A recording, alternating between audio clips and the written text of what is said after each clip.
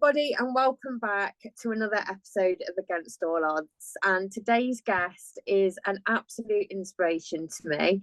I first heard about him a few months back when my coach was talking about him. So I thought, I've got to get him on the podcast. And you need to follow his journey, listen to the episode, because you'll see why I find him an inspiration. So a massive welcome to Lee Webb. How are you, my lovely? I'm pretty good at the moment, Amy. Good. It's nice to see your face, mate. So yeah. Let's go through your journey, first of all. So you were military, wasn't you? I was a military man, yeah, in both the regular forces and part-time forces, what is now known as the Army Reserve. But back then it used to be the TA for 12 years. Served in Bosnia, served in Northern Ireland, met a good few decent people on the way. I wasn't the most best soldier myself, but I'd done the job. Right. I served, and and that's it. That's about as far as I got. Yeah, so you had a good time while you were there. I had an amazing time. So I was very much a bar soldier. So I used to hang out in the cafe quite a bit and things like that. So I wasn't one of these SAS types on secret missions and things like that. Nothing like that. Even when I went on tour, I was very much sort of like the guy that always joked around and things like that. So yeah, so no secret missions for me or anything like that. No 22 years in the SAS. It was plain soldiering. Yeah, but you did us proud. So 12 years, you said, altogether. Yeah. So why did you leave? I kind of left because it was about time to leave. There comes a certain time, whether it's 6 years, 12 years, 18 years, etc. You meet the right girl, or you think you meet the right girl, and you want to start a family, so therefore you come out. And that's basically what happened to me. And I started coming out, that was around about 2000. I came out, started producing a wonderful bunch of children at the time. My oldest now are 26, and the youngest now are 21. So I had 5 children all close together, 2 sets of twins. And and they're amazing kids. They've all got jobs now. They've gone into the big world, wide world of adulthood, apart from one who still lives with me. Nice. So, and I think that's the reason why most people come out, or they're offered a better job. Yeah. So did you kind of settle back in society all right? Because some don't, some do. Which some do. I think when people leave the forces, I think they go okay up until the point where something like divorce hits them, or some kind of crisis. And that normally then builds up with other things, because they tend not to have the support like they would in the military. If you've got a crisis in the military, you can have what they call a chunt about it. So that's where you just kind of do a bit of complaining, and it gets off your chest. And it's surprising what a bit of complaining can do. It can get a lot off the chest, just having a chunt with someone. And that's without even solving it. So you've got a lot of mates in the army, a lot of males that understand other males, and and that's where you get that camaraderie and things like that. Out in Civvy Street, you don't have that closeness. I believe. Yeah, I was about to say, it's very close knit in the military, isn't it? And then you come out and it's like you fend for yourself out here a little bit. It's not that close. Yeah. So I can imagine if you are used to that, and then coming out and not having that support, it's quite strange.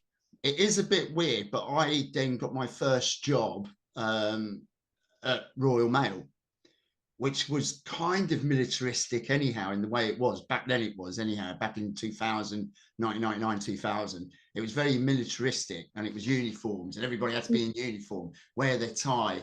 And if they didn't wear the proper uniform, they were told off. But I understand even years before that, it was quite one of those jobs that the military would naturally go to. So there was quite a few ex-military in there. So I enjoyed it at Royal Mail. It was beautiful, working in the mornings when I had the most energy.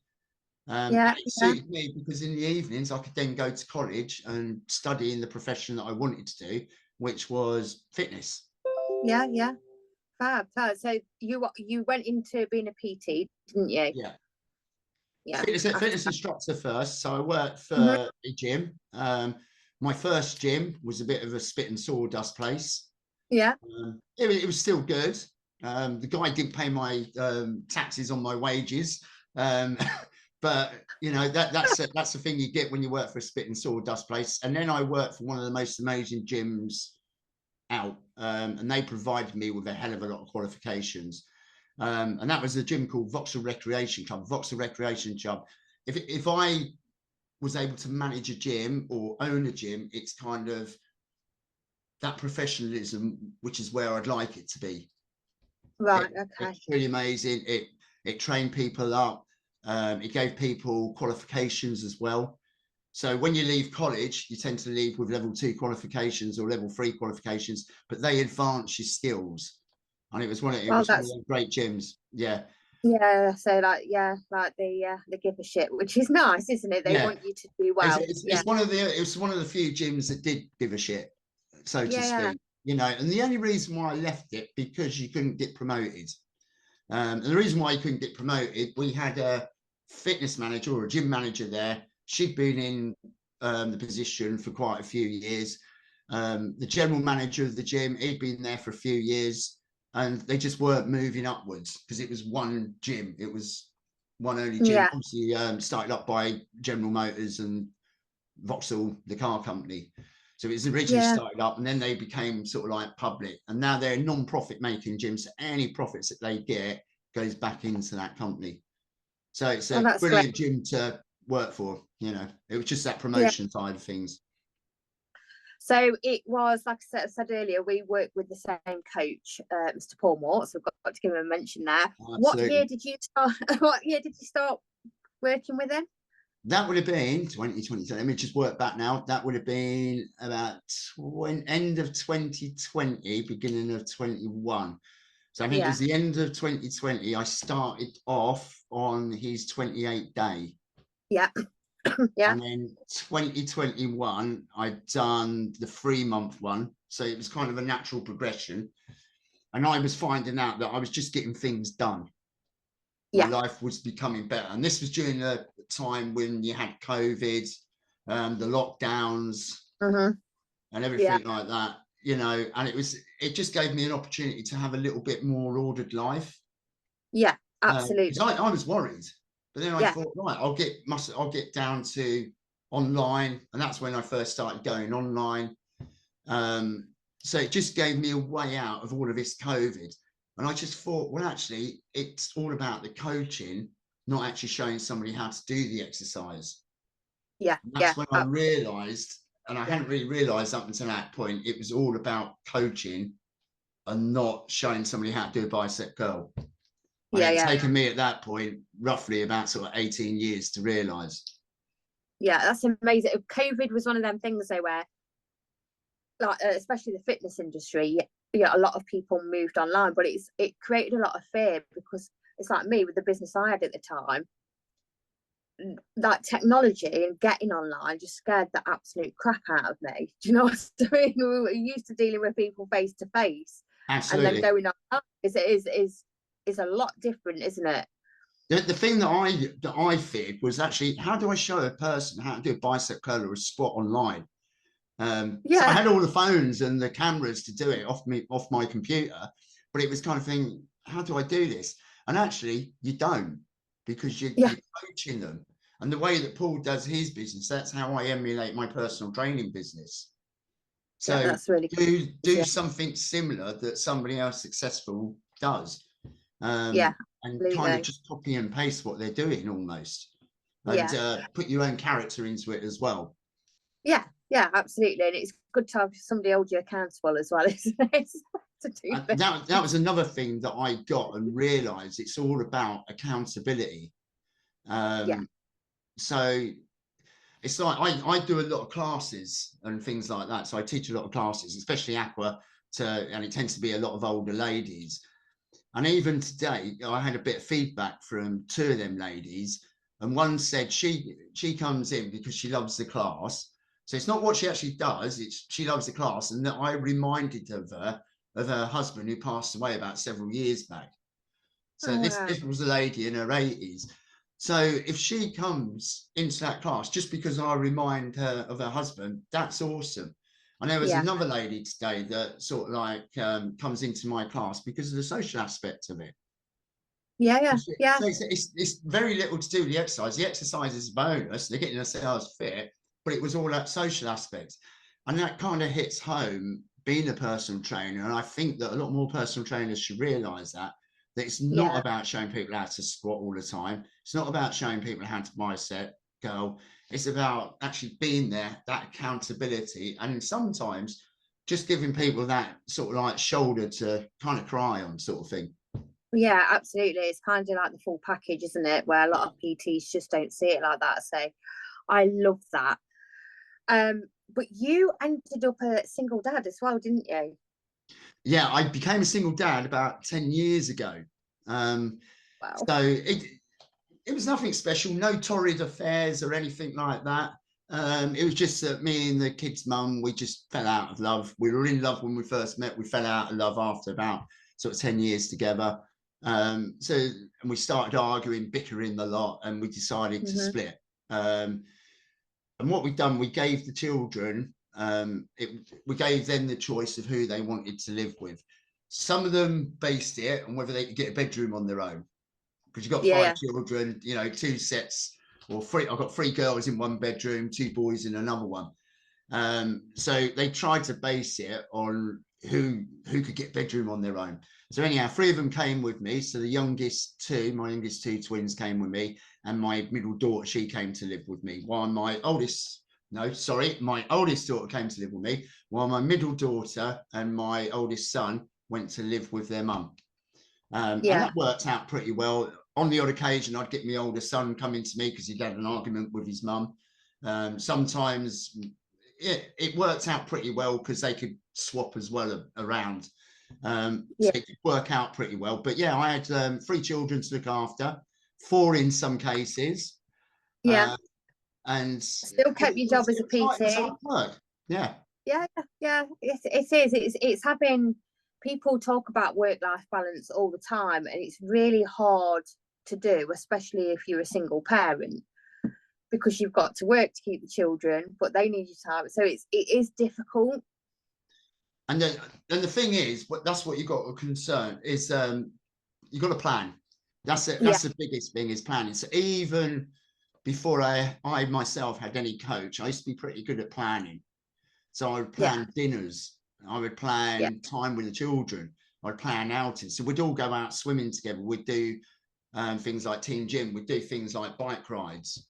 And that was okay for the youngest 2 when they were 10. When they get to about 13, they don't want you anymore. They don't want to hang around with you. They've got their own mates then to hang around. So it's only for a short time that they're doing that. But you still then have to plan the household tasks. So it's things like when I was working in the morning, I'd always plan the meals in the evening. So I'd make a lot of slow cooker meals or a lot of salads or something that was really, really quick just to rustle up in the evening. But you can do that, and you can do that for low cost, because I weren't earning great money back then, and you can do it relatively quickly as well. In the mornings, so when I used to work in the evenings, the mornings, I'd always send them off to school with a breakfast. And I'd always have a meal that was prepared from the day before, and that would then be able to stick in the microwave. But it was cooked. I'd cooked it myself the night before, and then they could then stick it into the microwave. So it's all well planned in that respect. And that's all it takes, I think, for any single parent, is to get out there and plan. And it can be done, and you can work as well. I'm a big believer in planning. Like, it's absolute. So before I worked with Morty, I kind of, it was more of a to-do list, if I'm being honest, rather than a plan before I worked with Morty. But planning, you don't realise how much time you've got. And then you start planning, and then you realise you've got a lot of time, and you can get a lot in there, and it's all doable.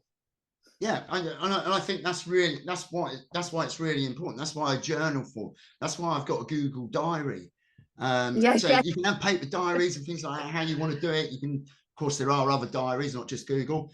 But yeah, that's why I prefer to do mine electronically. It comes up on my phone. It reminds me of when I've got appointments, etc. And even when I need them rest sessions, I've got them booked in. Now, since I've had a coach, I've been even better at planning. So I've got it really nailed in.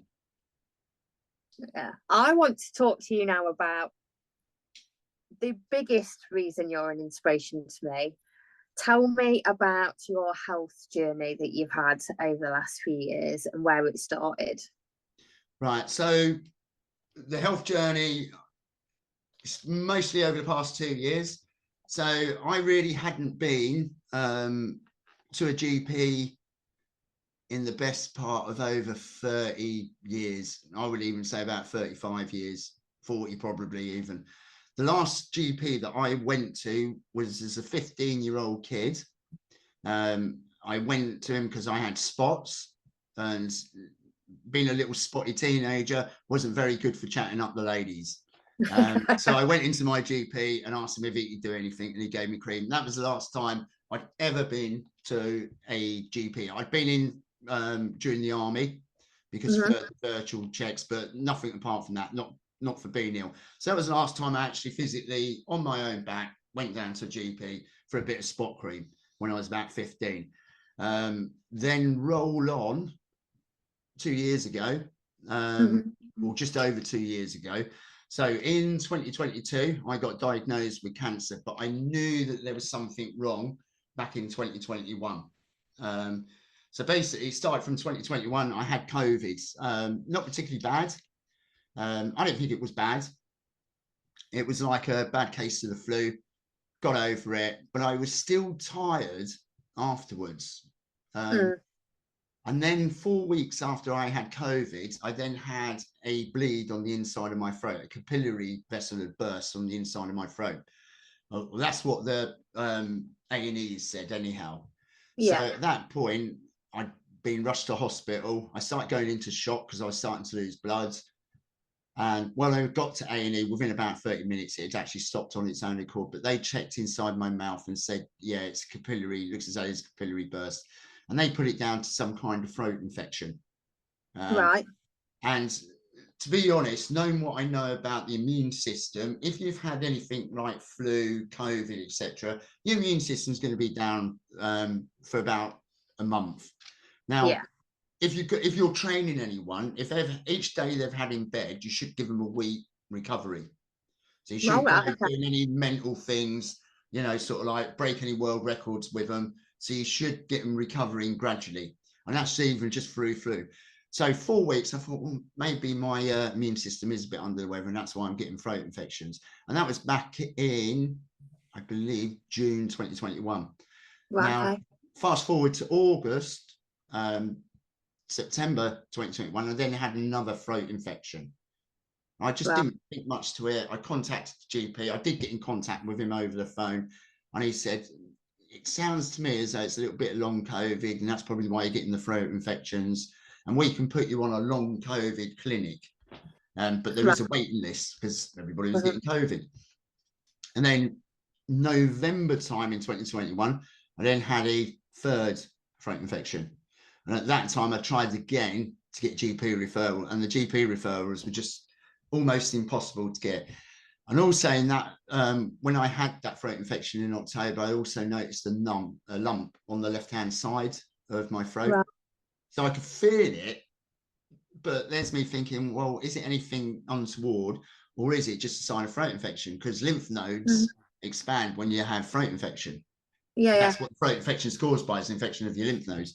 So I kind of thought, oh, this is a bit weird. Never felt this before. But over the next few months, I was trying to get an appointment with the GP because I kept getting these throat infections and things just didn't feel right. And this lump felt as though it was growing. And anyway, come on, end of December, beginning of January, I then had another throat infection. So we're now going into January 2022. And so I tried to, again, get another GP referral, trying to get an appointment with the GP, still near on impossible. So I went down there, physically went down there and said, look, I need to see a GP. I've got throat infection. I've had this now for about the 4th time. I've also got a lump in my neck. They wouldn't see me because they wanted me to have a test for COVID. Right. And I just said, well, look, this isn't COVID. I don't feel as though it's COVID. can you get somebody to see me, because I've got this lump in my neck and it could be serious, it just might be infection. Yeah. And again, the receptionist at the GP surgery said, no, no, no, but if you don't leave, we'll call the police and have you arrested. And I thought, what? So at that point, I lost my rag a little bit, understandably. And so I said to her, well, you'll have to get me arrested then. But once they've released me, because they're not going to keep me forever, I'll just keep coming back. And if they arrest me, Yeah. I'll keep coming back. And eventually I'll just tent up outside here to get seen. Yeah. But so anyhow, she sent this nurse who saw me outdoors in the car park. So she examined my throat, asked me some quite personal questions in a car park. There's a public path going past there, so anybody could have heard. Yeah. And then she said, oh, you can't open your mouth. And I hadn't realised at that stage that my mouth had a restricted opening. Oh, okay. So I think the normal opening is around about 35 mils for most people's Right. mouth. Mine was barely opening 20 mils. Right. Yeah. And I hadn't realised at all. I realised I don't know how I didn't realise, but I think I just adapted. Yeah. And I suppose, did you realise when she said, right, open your mouth? Yeah. And so when I opened my mouth, she could barely get this spatula in to have a look. And she asked me a few questions, because at this stage I was also getting a bad taste in the left-hand side of my mouth. And it felt like, have you ever tasted rotten meat? I don't know whether you have burger. It tasted like a kind of gone off burger in the back of my mouth. So I was very kind of concerned about that as well. So I got to see the GP the next day. He gave me a feel all over, looked in the mouth, and said, have you got any concerns? I said, well, I have got concerns it may be cancer, but it also, I know that it could be just a throat infection. And he said, because the lump felt smooth on the side of my neck, it was most likely to be a cyst. But he decided to take a load of blood samples out of me, sent me for blood tests, and made an appointment for the ear, nose and throat department, which came through 2 weeks later. And then that's the one where the consultant, very experienced consultant, let me know that he thought it was cancer. Right. So when I went down there, he felt all over my neck, looked in my mouth, and I actually said to him, my GP seems to think it's a bit of a cyst. And he said, no, your GP is wrong. If it is what I think it is, and I think it's cancer, and I've only got to confirm it with some biopsies, I mean, this is serious. Yeah. It felt all around my neck, and he said it's gone away from your left-hand side. He said it's coming under your chin and everything. So what was going through your head at that point? Because that's like, with all the throat infection or throat infections that you had and the trouble with the GP and everything like that, what was going through your head when you was diagnosed? I actually thought I was going to die the next day. So there's a big thing with cancer, and this is why I put a lot of it on social media. So with cancer, everybody thinks, as soon as you tell somebody you're going to have cancer, I think the immediate thought is, God almighty, when are you going to die? And then it becomes very awkward to speak to that person. Yeah. Because everybody thinks death. That's the automatic thing. And to be quite honest, I've done it myself. So when I've had older relatives go through the cancer journey, and usually it's been lifestyle cancer, so things like lung cancer, etc., and it's been caused by them smoking, and they're very awkward to talk to. So I've kind of not really approached them, and I think a lot of people find that. And that was the first thing that I noticed. But that first initial, when he told me that I had cancer and he's got to do loads of biopsies on me, I just thought I was going to die within a matter of weeks. It was from there, then through my journey through cancer, I learned that there's quite a lot of cancers, loads of them. They're all different. They've all got different prognosis, and some of them are actually can be caused by different things as well. Okay, so mine wasn't caused by lifestyle. So if you've got anything like head and neck cancer caused by smoking, etc., you're on the back foot. Yeah. because usually it will spread elsewhere. So if it's been Yeah. caused by lifestyle, you are a little bit on the back foot. If it's been caused by anything else, so whether it's just by bad luck, or in my case, it was HPV, which everybody now is inoculated against it, then I've actually got a chance. I've got a better chance. But I only found this out about a month after. So you have to go through the journey of actually then being prepared for treatment. And that is something I didn't realise, because all I wanted to do, I thought, right, okay, we're going to start treatment next week possibly, and that doesn't happen. So they've got to look at where the cancer is. So in my case, it was in my tongue and tonsils. They've then got to look whether it's spread anywhere else. So in my case, it is spread to the lymph nodes. So your primary source is, then it's got a secondary source, or what they call, let me try and pronounce the word, metastatic cancer. So metastatic cancer is where it spreads elsewhere. So when it starts spreading elsewhere, they've got to start the treatment pretty quick, because then it's just going to spread all around my lymph nodes, go into lungs, go into. So my cancer particularly would have gone downwards rather than upwards. Right. Would have caused more problems if you hadn't got it treated. Yeah. So they couldn't remove the lump, could they? No. So what happened was, it was on the left-hand side of the neck. That's where the lymph nodes were affected.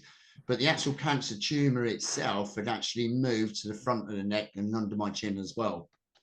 Right. So because it had been so large, because there was lots of arteries, blood vessels there, they couldn't actually operate on it. So it had to purely be done by radiotherapy and chemotherapy. So big one. Big one, yeah. How the hell did you deal with that, mate? Right. So surprisingly, some people get away scot-free with it. Right. Okay. So there's some people that go through the same as what I've gone through, and it's literally a walk in the park for them. Okay, and so in some bearing, fitness has a bearing on it as well, so it can help massively. But in other cases, you can get the fittest people possible, which I was probably in the top percentile for fitness. I was right at the top there, probably top 5-10% for fitness levels, and yet it smashed me. It really did smash me. So the first, I mean, you have to do a lot of prep as well to get there. Right. Okay. The month before I actually started treatment, I had to be prepped. So the first bit of treatment that I had to have was teeth out. Right. So because it's around the jaw area, what you have to do, you have to have all your back teeth taken out. What I think they call your wisdom teeth. So two up right at the back, two right at the bottom, right at the back. So you have to have them 4 taken out. So that's 4 for a start. And this is somebody that's never been to a dentist. Oh, bless you. You don't have to have any teeth that they think might fall out within the next 2 or 3 years. Because if there's a weakening of your jawbone, because the jawbone can be killed off. So if there's any weakening in your jawbone, they want them teeth out before they need to come out. And so they'll have a look around your mouth and check all of that. So the first thing you do is go for a dental checkup. They give you a clean up as well. So it's all sort of done on the NHS. It's all done at a hospital. So in my case, it was Luton and Dunstable, and they were brilliant. The team there were brilliant. They sort of then realised that I weren't going to have it done traditionally, like sit in a dentist chair and have a local area sort of anaesthetised. So what they had to do with me, they had to put me to sleep to have all the teeth out because of the mouth opening. Yeah. And that was a different way as well. Being put to sleep was totally different to what a normal person does. So if you go in for an operation and you're anaesthetised, what happens is they put a pipe down your throat. Yeah, of course they do. Yeah, and then it kind of protects you as well. And then they put the mask on, etc. So that's what they normally do. With me, they couldn't do that. So they had to go in through the nose. So they have to put a little pipe through the nose and make me feel very sleepy. And then over that comes a bigger pipe, and that is the one that gets put down the windpipe to keep it open. Right. Now, I hadn't even realised that they did anything like that, that they need to keep your airway open. and they need to help you to breathe while you're leaf sized. I hadn't even known that. So that was a new thing I found out. So I had 5 teeth taken out altogether. And then after that, what they then do is get you to have a feeding tube inside you. So traditionally, they normally put feeding tubes into the lower part of the stomach. For me, mine was a new procedure, so I had to go down to Stevenage Hospital. So this is my second hospital. So I had to go and have a feeding tube put in there. It's basically a 2-day thing. You go in the hospital, day 1, have it done, and then you just kept there overnight, just in case things don't work out. But you're awake when you have it done. It's a little bit, I can imagine, I've never been stabbed, but it would be that initial, if somebody plunges a knife into your chest, I guess it feels like that. And then, of course, it's all done because they're giving you painkillers and things like that. So, yeah, they put a tube into your chest, and that's so you can feed yourself later on if you need to. And apparently, anybody with this type of head and neck cancer, they do that too. Right. Because of the radiotherapy, the way it affects you. That is something you burn your throat, isn't it? Yeah, in fact, the radiotherapy is going to burn your throat. And then the other thing they then do, once you've had that time off, you then go down to a place called Mount Vernon, or I did, where I live. So Mount Vernon is the specialist cancer centre, and they specialise in, I believe, prostate as well as head and neck cancers and bone marrow cancer as well. So they've got an Anthony Nolan centre there. So okay. With bone marrow as well. So I was in the best hands. I couldn't have been in any better hands than my cancer team. So the third hospital I went down to then was Mount Vernon in North London, and that's where I had my mask put on. So you've got to have a mask, and I do have the mask here. Oh wow! So that basically puts you down on a table. So for those that are on Spotify listening to this, it's a mesh mask. What it does, it just holds you down onto the table so you can't move. Yeah. Do you know what? Is that quite frightening? Because that's very restrictive. When I first got it made, so you have to lay down on the table, and then they put this plastic, and I found it one of the most beautiful feelings. Did you? It's like a hot flannel, and it's relaxing. Some people do find it horrible, and some people do sort of like they freak out with it. But I didn't. I actually found it quite nice and relaxing, having this hot plastic being put over my face. So yeah, so they mold it to your face because they've got to keep you in the same spot each time. So that's for the radiotherapy, because they're thin red beams, laser beams, etc., to burn away whatever they need to burn away. So that's why they need to keep you in that exact same place. And that's also why they need you to keep weight as well. So they don't want you to lose too much weight. Otherwise you start moving about in your mask. Yeah. So that's the most fearful thing. So yeah, a lot of people do freak out. I didn't freak out. I found it kind of relaxing. But then again, I think that may have been training from the army, NBC training. Yeah. With respirators and things like that. So that's probably what helped me. So I had that done. And then pretty much sort of like within that month, treatment started. And that would have been mid-April time. Right. So right until the end of May. Yeah. So how many sessions of radiotherapy and chemotherapy did you have? I had 2 sessions of chemo. So the chemo's, so hopefully what they want the radiotherapy to do is get basically the cancer tumor itself. Right. The chemotherapy is used to get anything else that might be there that they haven't found. Right. At this stage, I've had about 5 scans. So you do various scans as well on the way. So you have a CT scan. I had about 3 of them with all different kinds of dye put into me. Then I had what you call a PET CT scan. So the PET CT scan, you get a dye put into you, which is equivalent of 12 months of background radiation. So you can't go near anybody that might be pregnant or any small children for 48 hours.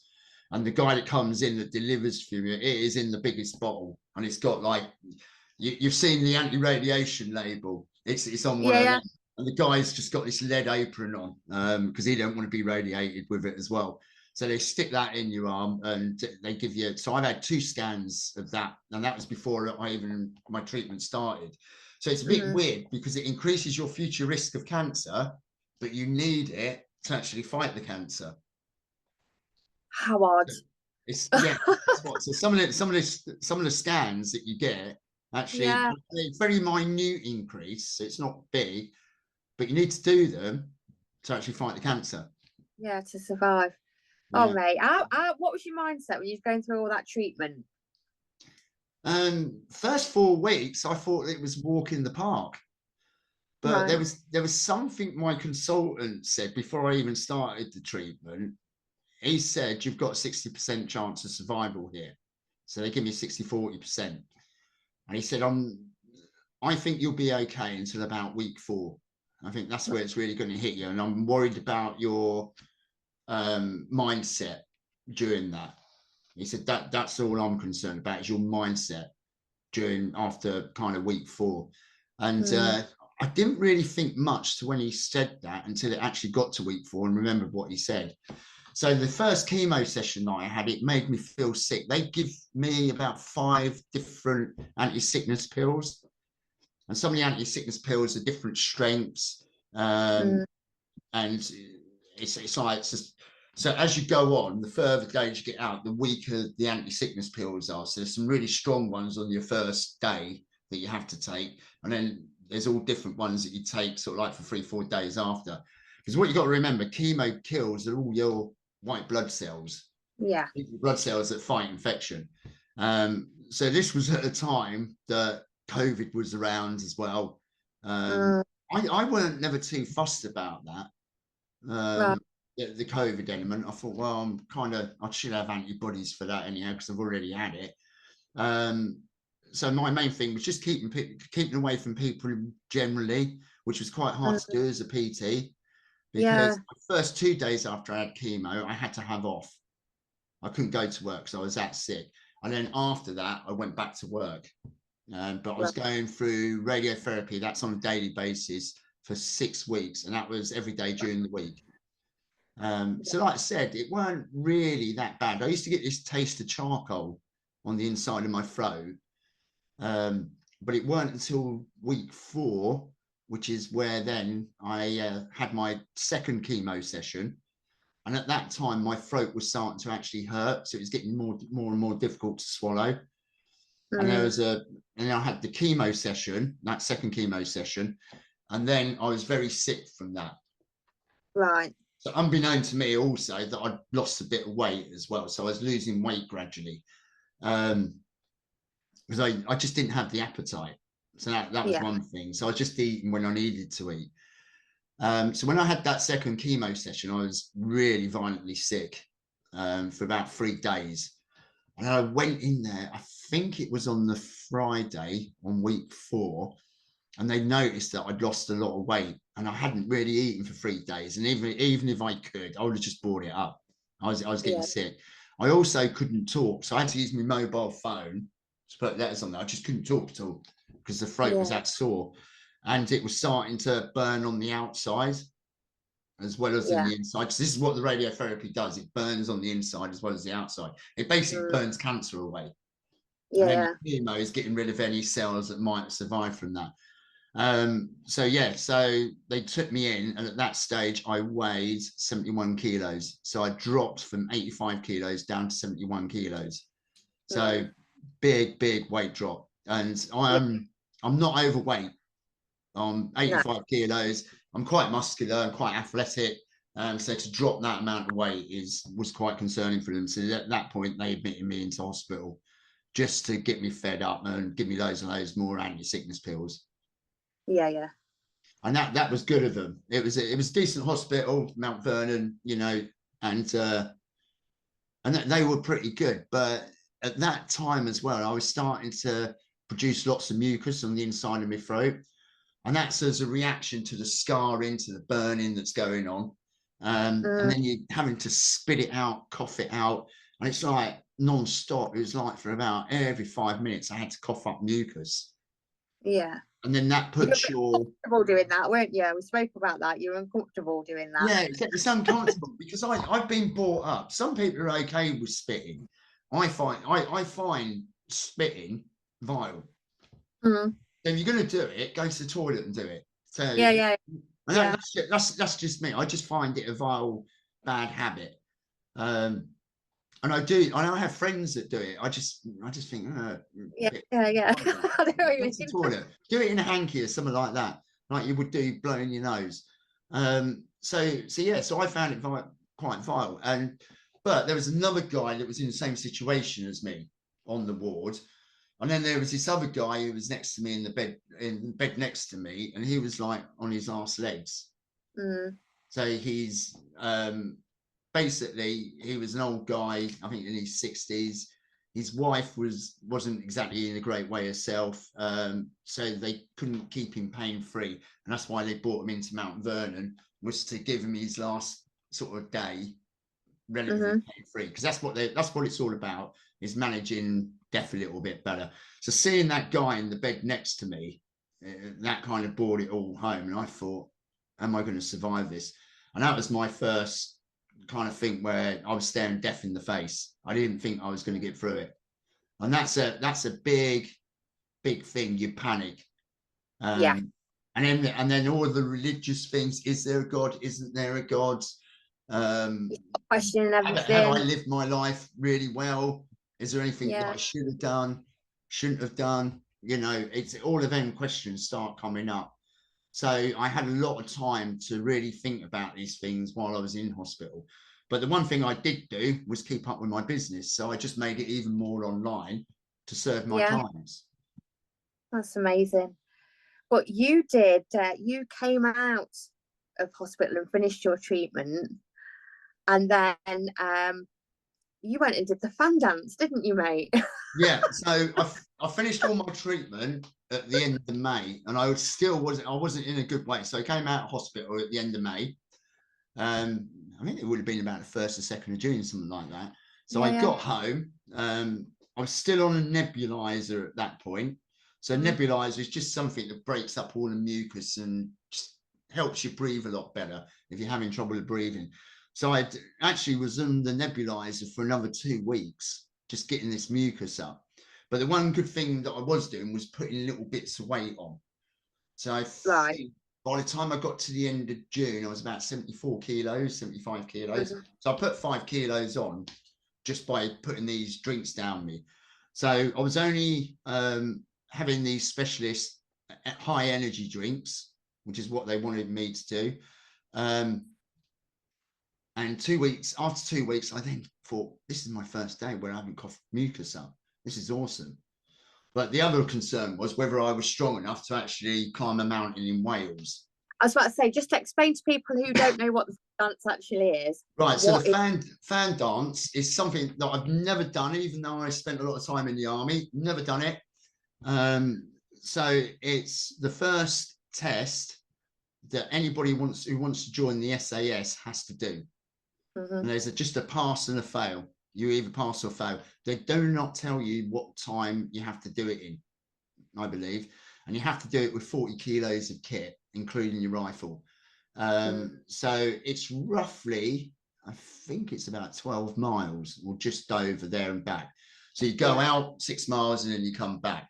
But of course, it's over, I think, about the 3rd or 4th highest mountain in Wales. So it is a hard one. So it's a straight pass or fail, and then they continue doing the SAS training. But it is the first test that they do, first physical test. So once that's done, they're in the SAS, and then there's further training. But for us, we're doing it with a guy called Ollie Ollerton and Denny Denham. So they were 2 ex-special forces that have gone over there. Ollie Ollerton is, of course, of Who Dares Wins fame, and Who Dares Wins fame Australia. So he's doing all of that. So it was about 2 weeks, and I thought, I'm not going to be able to do this. I'm going to have to give Morty my money back, or pay him because I haven't done it. So it did concern me a little bit. I thought, But the main thing was getting, it was that pride factor that I Yeah. wanted to do it. And at that stage, I still wasn't out of the woods. So I didn't know whether I was cancer free. I still don't now. But at that stage, I definitely didn't. I was ill. I was putting on a little bit of weight, but I thought, right, I've just got to get out walking. And so the dog got lots of walks at that stage. So I was getting out walking. I got back into work as a PT, even though I wasn't doing classes because I just didn't have the energy. I kept getting this fatigue. So when I went out for a walk, and basically I'd need about 2 hours sleep straight afterwards. So, I mean, the fatigue, it's not like being tired from a day's work. It just hits you. And even if I was to sit there and do nothing whatsoever, the fatigue will still come and get you. So that was the other thing that I was battling, was the fatigue. So fatigue, energy, strength. But I just kept going out further and further walks. And then by the time it came to that weekend of doing it, I actually got to Wales on the Thursday. I think it was, in camp nearby. And I thought, I want to spend time with nature. I don't want to spend time in a hotel. And I love camping anyhow. So I thought, I want to spend time with nature, because I still didn't know what my future was at that stage. So I arrived, like I said, Thursday. Friday, we'd done the fan dance. Now I knew that the only way that I could do it was to take my pump with me.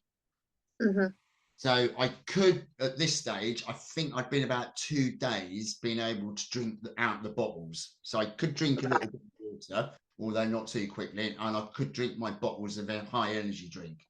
So each drink contains about 400 calories, and they've got a bit of protein in as well. So I knew that I had to take them in my backpack. Now, there was 2 options that you could go weighted or unweighted. So I thought, I'm not going to take all the weight with me. That's not going to happen. No. I just took the minimum, which was a bit of an emergency kit and my food. Me drinks. So I had to set up my pump at that stage. So it was a pipe going into my chest and the pump attached into my bag. And then basically what that would do with this great big bag of food, so there was 4 drinks in it. So I knew when I set it that I'd have about 2,400 calories going down. Was it 2,400? Yeah, I think it was about 2,400 calories going down there. So I'd set that all up. And then Denny Denham, who was one of the organisers of this, he just looked at me and came up to me and said, "Are you sure you're going to do this?" And he asked me what was the matter with me. So I explained what was the matter with me. And at that time, I was still susceptible to sepsis. So sepsis is something you get from chemo and radiotherapy. So it's a potential. So if I get infection, the whole body will just close down, because don't forget, I'm not fighting infection very well. As well as doing this, there's a big chance I could go into what you call a chemo shock, just from the treatment alone. So I just handed him over my card and said, if I start going down, just give the ambulance driver this. So anyhow, he took my card, and then I went and started off with the slower bunch, which I didn't do too bad, to be quite honest. So when I'd done the first crossover of Pennyfan, it wasn't too bad, and coming down, and I got to the halfway point just in time before they started to sweep back. So it literally with 10 minutes to spare. And there was all these kind of, I know what X-Forces guys look like. They kind of hang around in a certain way. So there's about 3 or 4 of these guys at the halfway point, and my pump had just stopped working. So I had to put a load of water down my tube because I was getting a bit thirsty, and that was the quickest way of getting water without me choking. And then I had to reattach the pump to my food again. And these kind of like ex-SAS guys were just walking, just looking at me, kind of thing. And I think I cracked a joke, something about my old regiment. I said, "This is Robo Soldier from PWRR." And they kind of just looked at me. And then one did come over me and asked me what was the matter with me. So I just explained. Said, I'm all happy to go back. He said, "We can pull you off now if you want." No, I'm happy to go back. So I just carried on. And that took me about 6.5 hours there and back. that moment when you completed it, I bet that was such a, after everything that you've been through, and then having that challenge to do, what was the emotions that were going through your head at the end? I bloody cried. I'm not surprised, mate. You've just nearly had me Yeah. crying. Yeah, I gave Paul Moore a cuddle. Yeah. Ollie Ollerton, Denny Denham, and there was a couple of other SAS guys there as well. And to get from them, to hear that from them, that you're a fucking good soldier and things like that. You know, that was pretty good. It was kind of emotional, and I thought, this is bloody awesome. You know, so I've done it. I completed it. Where, you know, get to that halfway point with minutes to spare, and then got back. I mean, Jacob's ladder was a bitch. It was like, I thought I was going to have to be taken off at that point, but I just thought, no, I've just got to keep going, just got to keep going. Now, there was one other guy that helped me through it. There's a guy called Tyler Saunders. Yeah, Tyler, yeah. One leg. And I thought, well, I'm not the only one in this boat. He's in the same boat. He's got disability and crutches, and he's managing to do it. So I've got to do this. I can't keep using an excuse. But there was some people, I think, that didn't do it just because they had a stubbed toe, which is... Yeah. Yeah, some people did. Oh, I've got a stubbed toe. But yeah, me and Tyler Saunders, we just, you know, went and smashed it. I know Morty's very proud of you both for doing that, and he constantly tells it in the circle, ladies, about you pair doing the fan dance. And like I say, that's how I heard about you in the first place, with him just singing your praises. Yeah. Any point where, when you started, you thought, right, okay, this is a really bad idea, I shouldn't have been doing this? I think it was on that return journey. It was on the return journey going up that Jacob's ladder. So it was as steep as hell. There is two sides of Penny Fan. You've got I think as you're going up it from the main road, it's not that bad, but I think that return journey going up that, it's a lot steeper. Yeah. So I think that was at the point. There was a point there I was just ready to give up, but the mind said, look, you're just going to look a cock. And that was my thing. I'm going to look a cock, so I've got to keep going. So there was a bit of pride in that. Yeah. Do you know what? I'm so glad that you actually did it, because I think, like, I know you've been quite open on your social media about your journey with cancer, and I think showing people that you can still live a good life and do challenging things, you know, going through treatment, having that diagnosis, I think you inspired a hell of a lot of people, not only with cancer, but people without cancer as well. The thing is, what I've looked at cancer, I had looked at a couple of other people on social media at the time. And one of these in particular lives over in Ireland. He's terminal. And he's got this thing where he's raising as much money as possible, not through the likes of me and you giving him money, but through sponsorship from companies. So he's monetized it on YouTube. And I thought, well, if he can do that, and it's not a dead cert that I'm going to actually die, so let's live the best life that we can in the meantime. So after that, that's where I quickly realized that actually cancer's given me a gift. And it's something that our coach always talks about, that when something happens to you, look what gift it's given you. You know, so whether it's divorce, whether it's alcohol and things like that, you've got to look at a gift somewhere it's giving you a gift. And I think that is a big thing. I've never really thought of that before, but in this occasion it has, because what it did for me, it got me on TV. So I did a bike ride not soon, about 2 months after. Right. So I raised some money for Macmillan, because I thought, you know, these guys done a tremendous job. They've kind of, you know, got me a little bit of an extended life at least, and potentially saved my life. And it's amazing that everybody sags off the NHS. So I've seen both parts of the NHS, where it's not so good on the GP side of it, to where it is good. So once you get in the system, it's everything's going, and they're going to do their best to save your life. So I've seen both sides of that NHS, and when you get into the system, it is awesome the way it works. So if you think of my, so I've got a cancer specialist team. They will meet every Thursday, and my name may or may not crop up for every Thursday unless I give them anything new. So they'll say, right, Lee feels like this, or he's noticed this.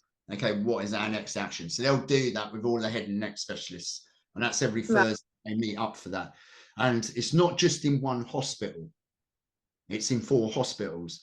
So it's Bedford, Luton and Dunstable, Stevenage Hospital and Mount Vernon, so for the head and neck patients. So they're doing that. A lot of people, so my cancer nurse specialist works for Macmillan, not for the NHS. So this is all provided for charity. He's been trained by charity. So I just thought, right, I want to give back to these guys. So I did. So I'd done a bike ride. So with my son, we decided to plan a bike ride, and that was going from Bedford, Luton Dunstable Hospital to Stevenage Hospital to Mount Vernon, ride back again. Now that's about 100 miles. Normally when I'm fit, easy peasy, I can do that in about 5 hours, 6 hours at the most, depending on your terrain. But yeah, 5-6 hours, done, dusted, feel good afterwards. But this was a little bit different. So I'd put a couple of more kilos on at that time, but I was still feeling not very good with the energy, and the fatigue was hitting me. And I knew from when I'd done the fan dance, that took me out for a week. I was fatigued like anything for a week. So I'd actually taken, it felt like about 2 or 3 steps backwards. So I thought, right, when I do this bike ride, I know what's going to happen. So I cleared my diary for the week after, just in case. So I thought I might as well make this a little bit of a holiday, went out and DOS, do a bit of computer work and do loads of admin if I need to. So that's what I'd done. So we did do the ride. We raised around about £1,500. Amazing. But what that done at that stage, that got me in quite a lot of newspapers. It got me on GB News, and it got me on ITV News. That's amazing. So that was the gift, just by doing something like that.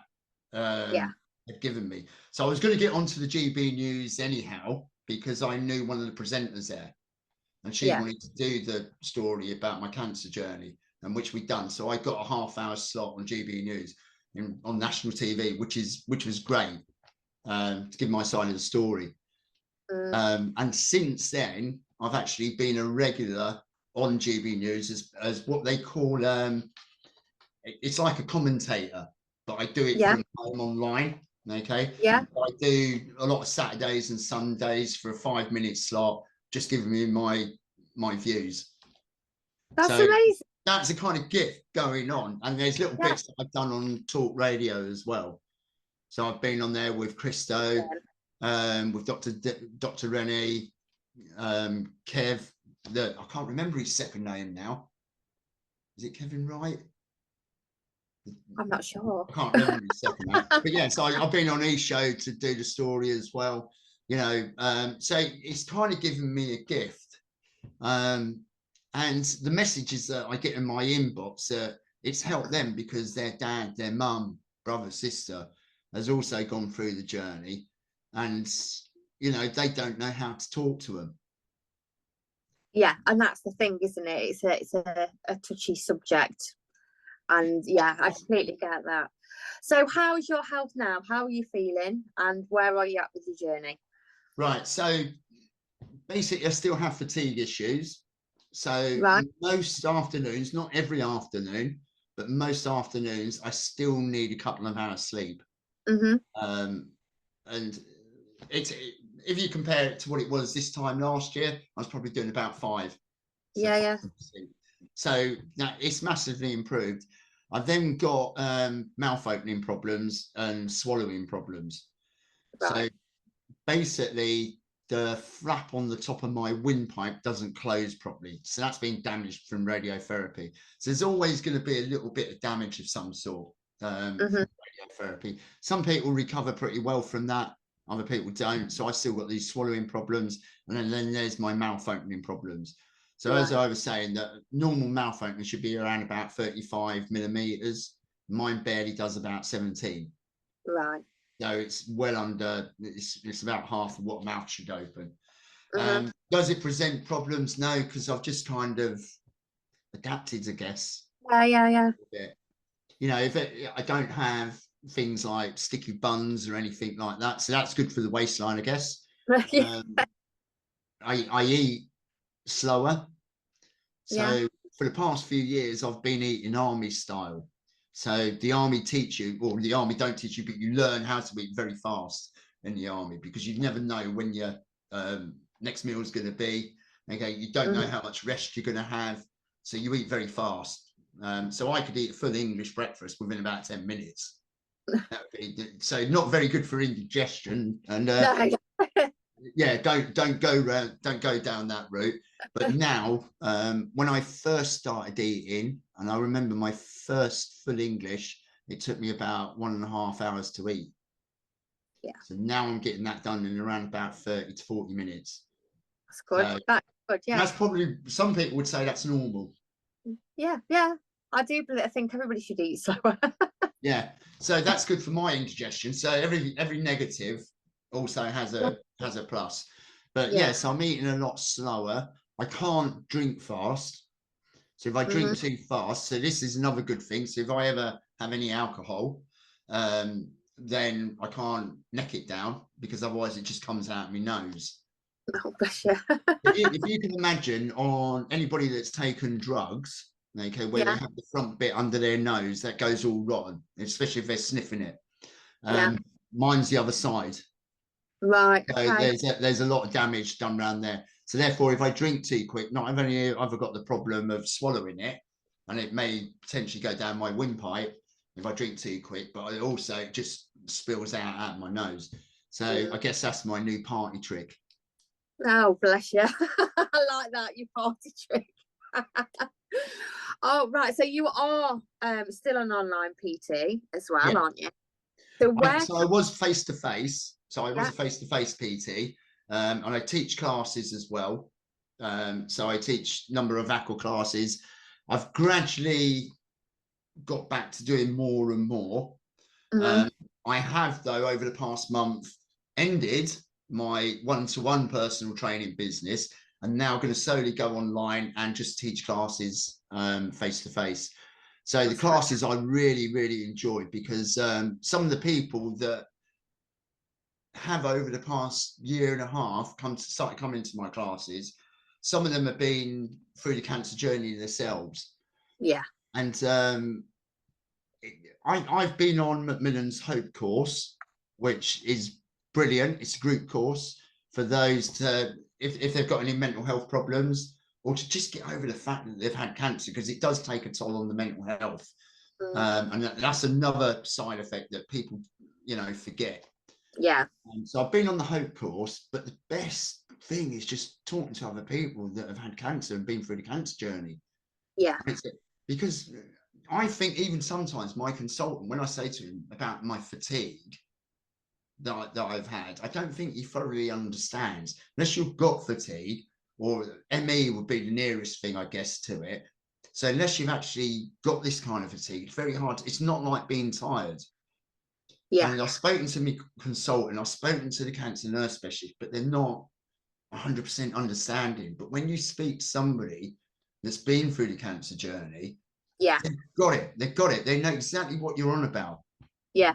And that's the thing, isn't it? It's people with actual experience of it, because the consultant and the nurses have just read about it in a textbook, where if you've actually got somebody that's actually gone through it, they'll be able to say, no, it actually feels like this, and this. And that means so much more, I think. Absolutely.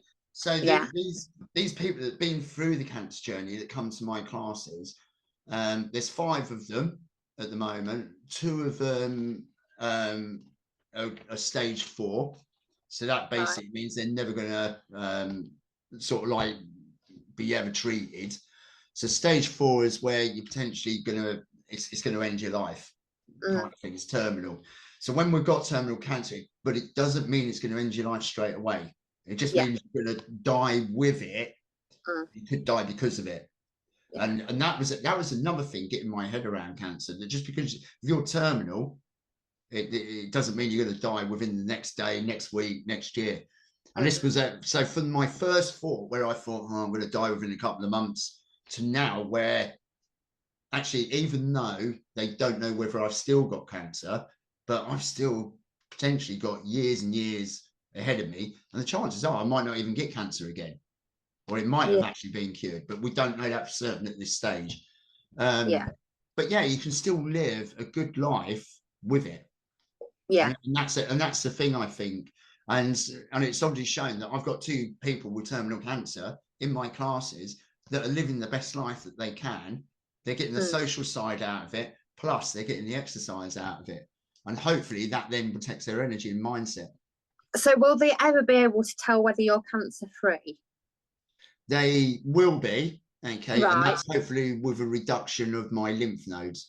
So that I've still got lymph nodes, but they keep reducing in size. Now, in their experience, they've said to me basically they've got no blood vessels attached to these lymph nodes. They're not attached to anything. So they're just a mass of dead cells. But when they've tried to get biopsies out of it, they've been unsuccessful. They've just showed up dead cells. Yeah. But there's a center bit which has got clear liquid, which is where they want to get. Right. And that should show dead cancer cells, but they can't get the needle in there at the moment. So there's 2 of them. So at this point, they keep reducing in size. So as long as they keep reducing in size, that's all good. Yeah. Right way. I'm not even thinking about it, whether it comes back or not. I'm just getting out there and leading the best life that I can.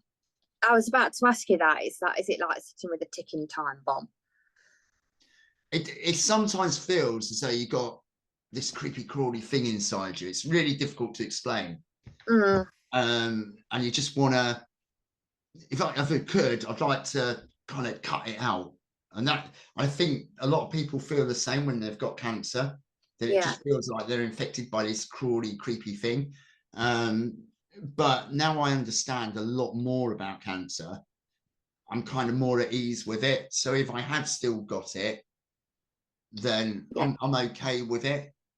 Because to me now, I've been to that where I've stared death in the face, sort of thing. I've met any kind of demons there, and any kind of angels that were about and things like that. So I've kind of met that. And I think once you've been there, I'm now happy with the life that I've led. Yeah, I've made mistakes. I've made loads of mistakes and terrible mistakes, but I've learned from them mistakes, and I'm happy with them mistakes. And I'm also happy with the kind of future that I want and the gift that cancer has kind of given me. You know, so I'm not kind of famous like an A-list celebrity, but locally now I'm known. And when I done that bike ride and when I appeared on GB News and ITV News, I had people coming up to me, giving me money in the street. How amazing is that? Yeah. So it was kind of a weird thing to happen. So I must have got about another £300, which I kept putting in the tin at the local Macmillan, because that's the only way I could do it. I couldn't go to the bank account, to their bank, because they didn't have one. They didn't have that option. So I just went down to the local Macmillan and just kept putting it in the tin and said, this is what other people are giving me in the street. So it was a weird experience, that was. You are such an inspiration, which is leading me on to my final question. I don't know whether you've listened to any of my podcasts before, but I asked this question to everybody. Yeah. It was actually Javino McLean's fault, because he asks everybody that he meets. So I find it in his podcast. Lee, tell me 3 good things you like about yourself. Oh, that's difficult. That's difficult. Because you can easily find 3 bad things about yourself. I know, right? And you've just sat there and told me for the last hour and 10 minutes how amazing this story is. I would say, hopefully, I'm positive minded. So I do have positivity. I would say that I'm generous. Yeah. So I do give to people. And I would say I'm open-minded. So I don't tend to judge people. Not open-minded as in a sexual kind of way, although I wouldn't judge them people either. But I don't kind of judge people. I don't think you're this religion or you're that color or whatever, or you've done this or you've done that and you've been to prison for so long or whatever. I don't judge people. I take them as they are. Yeah, that's amazing. which is what I like. I've always done. So if people that want to work with you online, where can they find you? Just so I can put your contact details in. It's Body First PT on Instagram, and Yeah. it's www.bodyfirstpt.co.uk on the web. And they've got contact. They've got all the contact information. If they want to contact me, just drop me, either phone me, WhatsApp. But you'll find all of that on the website. You are an absolute inspiration, my lovely, and I hope that your health continues. I'm sure it will. Well, And it will, because we've got another test in Wales at the end of this month. Yes, I can't June. wait to see what else you've got planned, and I can't wait to see how big this online coaching, PT coaching sets up. And I can just see you like just impacting so many people, because you've got a mindset where you can overcome, and I think people are drawn to people like you. And I think that's what it's all about. I don't think there's ever any excuse to keep using excuses. Yeah. I think that's what too many people do. Yeah. The excuse of not wanting to be uncomfortable is generally their excuse. And I think, sometimes you just got to be a little bit uncomfortable to get the better thing at the end of it. Yeah, I love that. What a perfect way to end on. Thank you. You have been an absolutely amazing guest. So everybody, make sure you give Lee a follow, and just to have a look to see what he's up to next. And if you want a PT, I definitely recommend him. So I'll put all your links on this episode, and thank you so much for joining me, my lovely. Thank you for having me, Amy.